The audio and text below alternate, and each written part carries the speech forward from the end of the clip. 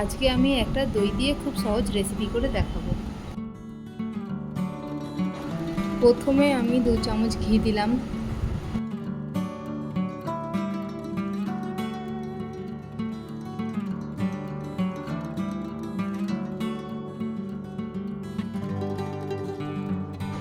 এক চামচ সরষে,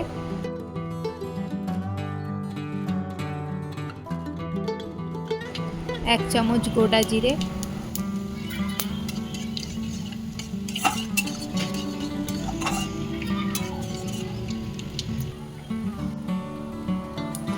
মিডিয়াম সাইজের একটা পেঁয়াজ কুচি দিলাম।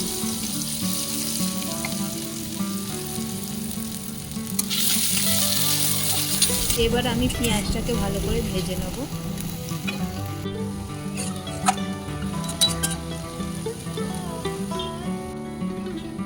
এতে এবার আমি 1 চামচ রসুন কোড়া দিলাম।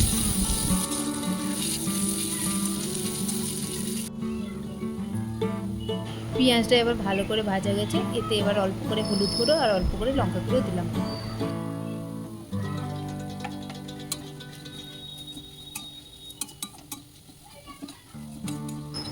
এবার আমি এতে 1 বাটি ফ্যাটানো টক দই দিয়ে দিচ্ছি।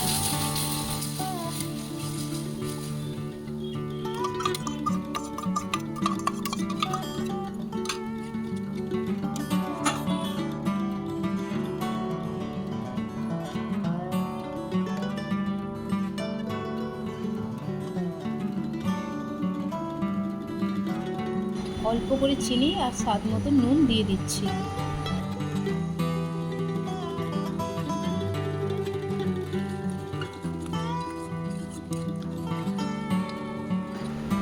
এবার ধনেপাতা কুচি দিয়ে দিচ্ছি।